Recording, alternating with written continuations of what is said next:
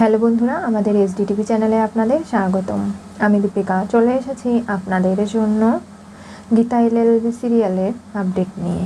গীতা যখন মেহেককে ওই বাড়িতে পৌঁছে দিয়ে আসে, হঠাৎই মেহেকের কাছে একটা ফোন চলে আসে। ফোন রিসিভ করলে ওপাশ থেকে অঙ্কিত বলে, ডার্লিং আমি তোমাকে খুব মিস করছি। আমিও। তাহলে আমি তোমার রুমে চলে আসি? তার মানে আমি নিচে দাঁড়িয়ে আছি, তুমি যদি রশি বেয়ে বেয়ে ওপরে আমার জন্য উঠে যেতে পারো, তাহলে আমি পাইপ বেয়ে কেন তোমার কাছে যেতে পারবো না? অঙ্কিত, এসব করো না। দেখো, যদি ধরা পড়ে যাই সর্বনাশ হয়ে যাবে। কিচ্ছু হবে না, আমি আসছি। এই বলে ফোন রেখে দেয়। মেহেক কী করবে বুঝার আগেই দেখতে পারে যে পাইপ বেয়ে অঙ্কিত ওপরে উঠে এসেছে। এমনকি মেহেকের সামনে এসে দাঁড়ায়, বলে, দেখো মেহেক, আমি শুধু তোমাকে একটু হাক করব আর তোমার সাথে একটু প্রেম করে এখান থেকে চলে যাব। তুমি বুঝতে পারছো না অঙ্কিত, আমি কোন পরিস্থিতির মধ্যে রয়েছি? এখন যদি কোনোভাবে ধরা পড়ে যায় তাহলে তো সব কিছু শেষ হয়ে যাবে। না, কিচ্ছু হবে না। তখনই হঠাৎ কৃপান চিল্লাতে শুরু করে, মেহেক কোথায় তুমি? মেহেক ভাবে এই কাজ সেরেছে, এবার তো কৃপান আসছে, আমি তোমাকে কোথায় লুকাই? তখনই মাথায় বুদ্ধি আসে। অঙ্কিতকে বিছানায় শুইয়ে কম্বল মুড়ি দিয়ে রাখে। কৃপান এসে বলে, কী ব্যাপার ডার্লিং, তুমি এখন শুয়ে পড়েছো? কি হয়েছে তোমার? এই বলে মেহেককে জড়িয়ে ধরে, বলে, তোমাকে কেমন জানি মোটা লাগছে, কেমন জানি তোমার হাইটটাও বেশি, আমি বুঝতে পারছি না কি হচ্ছে। মেহেক আড়ালে লুকিয়ে থাকে আর গীতাকে ফোন করে। কি হয়েছে, কি ফোন করছো কেন? দেখো না, অঙ্কিত আমার বেডরুমে চলে এসেছে, আমার বিছানায় শুয়ে আছে কম্বল মুড়ি দিয়ে। হ্যাঁ? আর কৃপান এদিকে অঙ্কিতকে জড়িয়ে ধরে আই লাভ ইউ বলছে। নানাভাবে আমাকে ভেবে অঙ্কিতের সঙ্গে ঘনিষ্ঠ হওয়ার চেষ্টা করছে। কি বলছো কি? তুমি কিছু করো গীতা বৌদি, বাঁচাও, তা না হলে সব কিছু সর্বনাশ হয়ে যাবে। এরপরেই চলে যায়। গীতা বললে, ফোনটা রেখে দাও, আমি দেখছি কি করা যায়। তখনই কৃপানের ফোনে ফোন করে বসে গীতা। কি ব্যাপার গীতা বৌদি, তুমি ফোন করেছো? হ্যাঁ। তোমার মা বা বাবা কেউ সামনে আছে না তো? কেন? তোমাদের যে হানিমুনে যাওয়ার টিকিট, সেই সব কিছুর ব্যবস্থা করবেন আমার শ্বশুরমশাই। তাই তোমার সঙ্গে বা মেহেকের সঙ্গে কথা বলাটা খুব জরুরি, সেজন্যই কথা বলতে চাইছিলাম আর কি। ঠিক আছে, তুমি যদি ব্যস্ত থাকো তাহলে কোনো ব্যাপার নয়। না, আমি যাচ্ছি, গিয়ে মাকে ফোনটা দিচ্ছি, আপনি চিন্তা করবেন না। মেহেককে ওরকমই রেখে চলে যায়। এরপরে মেহেক ভিতর দিয়ে দরজাটা লক করে দেয় আর অঙ্কিতকে বলে, দেখলে তো কি হলো? যাও তুমি তাড়াতাড়ি এখান থেকে, কেউ যদি দেখে ফেলে কি হবে ভেবে দেখো। এখনও সময় আছে, এখান থেকে চলে যাও। তুমি আমাকে তাড়িয়ে দিচ্ছ? না, দেখলে তো, যখন তখন যে কেউ ঘরে চলে আসতে পারে। এই প্রথম কোনো পুরুষ মানুষ আমাকে আই লাভ ইউ বললো, জড়িয়ে ধরলো, আমার মোটেও ভালো লাগছে না কোনো কিছু। এখন কি হবে আমি জানি না কি হবে।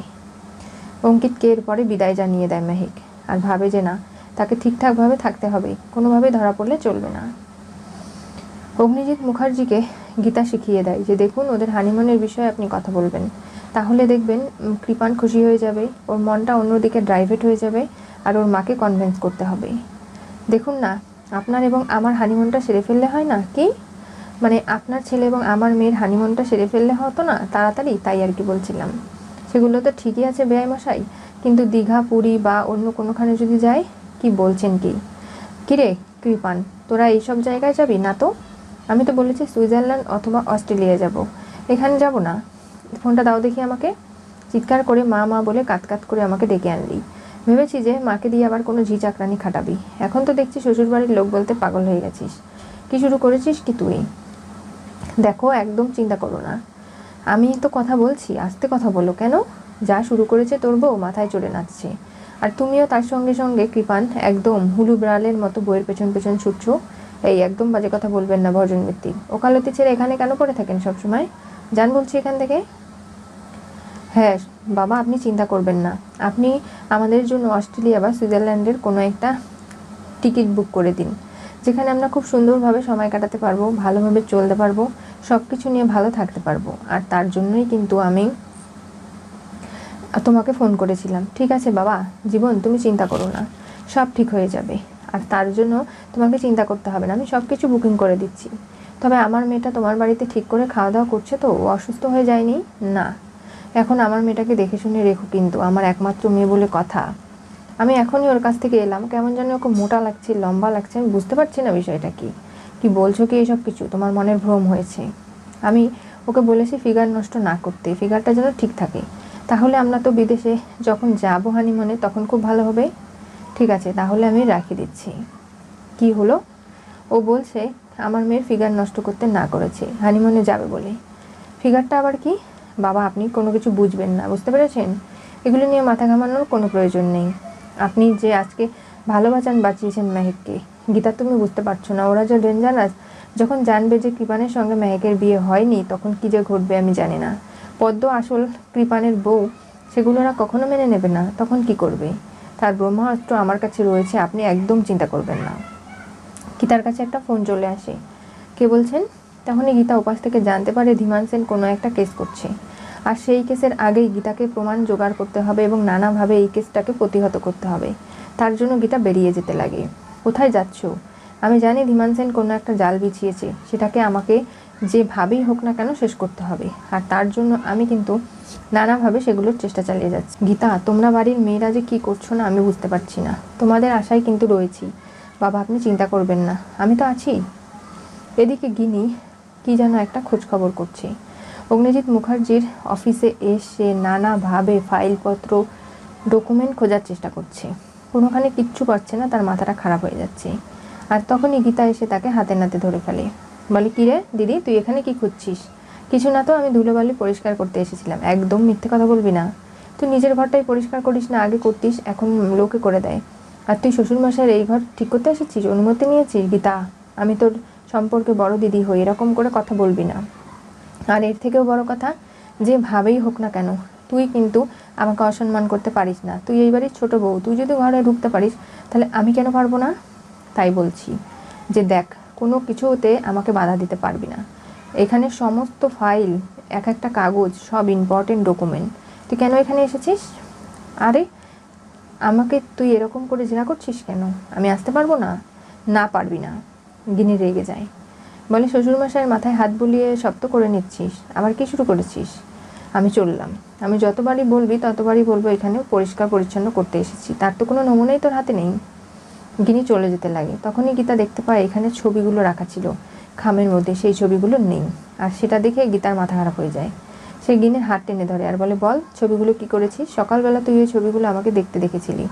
এরপর থেকেই শুরু হয়েছে বিভ্রান্তিকর পরিস্থিতি। আমি বুঝতে পারছি যে তুই এই ছবিগুলো সরিয়েছিস, তা না হলে কেউ করতে পারে না। গীতা তোর কাছে কী প্রমাণ আছে তুই এরকম করে আমার সঙ্গে কথা বলছিস? চিৎকার চেঁচামেচি করতে শুরু করে।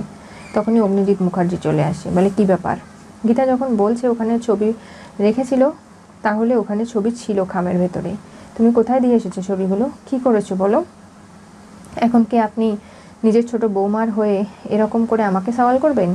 একদম আঙ্গুল নিচে নামিয়ে কথা বলো, বুঝতে পেরেছো কি? নেই তুমি অগ্নিজিৎ মুখার্জির সামনে কথা বলছো, কোনো অন্য অ্যারেগেরের লোকের সঙ্গে নয়। তুমি আঙ্গুল তুলে আমার সামনে কথা বলতে পারো না। কেন? আপনার ছোট বৌমা শুধু আপনার সামনে আঙ্গুল তুলে কথা বলতে পারে, কারণ তার LLB ডিগ্রিটা রয়েছে, কালো কোট রয়েছে। আমার কিছু নেই বলে আমি পারবো না? বাবা আমি আপনাকে বলে দিচ্ছি, গীতার কারণে আপনাকে জেল খাটতে হবে, আপনার মান সম্মান সব ধূলিসাৎ হয়ে যাবে। আপনি ভাবতে পারছেন না। দিদি তুই এই দুদিন কোথায় ছিলিস? কালকেও তুই ছিলিস না বাড়িতে, আজকেও না। তুই আমাকে বল কি করে বেড়াচ্ছিস? নিশ্চয়ই তুই কোনো ঘোট পাকিয়েছিস, সেটা আমি বেশ ভালো বুঝতে পারি। কী ব্যাপার অগ্নিজিৎ মুখার্জি? এতদিন তো গীতা আপনার শত্রু ছিল, আর এখন এই শত্রুপুরীতে ওই আপনার মিত্র হলো? ও আপনাকে বাঁচাতে পারবে? কখনো না। কোমরে দড়ি পরিয়ে আপনাকে নিয়ে যাওয়া হবে। আপনি শুধু দেখতে থাকুন না কি হয়। কোনোভাবেই আপনার বাঁচার কোনো পথ নেই। দিদি এটা কীরকমভাবে কথা বলছি শ্বশুরমশাইয়ের সাথে? কী আর করবো বল, যেভাবে বলছি সেটা ঠিকই বলছি। আর তার থেকেও বড় কথা যে বুঝতে পারছিস না, এখন আমি যাই করি না কেন তোদের কাছে খারাপ মনে হবে, কিন্তু আমি তো কোনো কিছু অন্যায় করিনি। এই বলে গিনি চলে যায়। গীতার কাছে হঠাৎ একটা ফোন চলে আসে। গীতা কেটলিদা এমনকি কিছু লোকজন বস্তির তারা ফোন করেছে। কি হয়েছে? বস্তি দখল হচ্ছে। কি বলছো কি? হ্যাঁ, সবাই নাকি স্বেচ্ছায় শৈশাবত করেছে, টাকা পয়সাও কিছু কিছু নিয়েছে, তাদের বাড়ি দেওয়া হচ্ছে থাকার জন্য। আমরা কি করব বলতো? আমাদের এই বস্তিতে থাকা ছাড়া আর তো কোনো মাথা গোঁজার ঠাঁই নেই। এবার আমার খুব চিন্তা হচ্ছে। কি বলছো কি কেতলিদা? হ্যাঁ, তোদের বাড়িটাও তো দখল হয়ে যাচ্ছে, কিন্তু আমরা তো কোনো শৈশাবত করিনি, তাহলে আমাদের বাড়ি কি করে দখল হলো? সেটা তুই গিনিকে জিজ্ঞাসা কর। তার মানে আমার মনে হয় ধীমান সেনের সঙ্গে হাত মিলিয়েছে ওই গিনি। ওর সঙ্গে ধীমান সেনের দেখা, কথাবার্তা, যাতায়াত সব কিছু হচ্ছে আমি যতদূর খবর পেয়েছি। এমনকি কিরণকান্তির সঙ্গে ওর ডিল হয়েছে। আমি কিন্তু বলে দিচ্ছি, এখানে সুইমিং পুল হবে, থাকার বাড়ি হবে, আবাসন, এমনকি ডুফলে হবে। সেখানেই দেখ গিনি কোনো না কোনো ভাগ বসিয়েছে, যার কারণে এগুলো করছে। ঠিক আছে, তোমাদের কেউ উচ্ছেদ করতে পারবে না, আমি আসছি, দেখছি বিষয়টা কি হয়। অগ্নিজিৎ মুখার্জি অবাক হয়ে যায়। গীতাদের বস্তি খালি করছে কিরণ, কান্তি এবং ধীমান। তারা নিশ্চয়ই কোনো না কোনো বড়সড় পরিকল্পনা এঁটেছে, আর যেখানে গিনিও জড়িত। কি হতে চলেছে গীতা এলএলবি সিরিয়ালের পরবর্তী টুইস্টে? গিনিকে অগ্নিজিতের চেম্বারে প্রমাণ খোঁজার সময় গীতা হাতে নাতে ধরল, ধীমানের সাথে জড়িত বুঝল।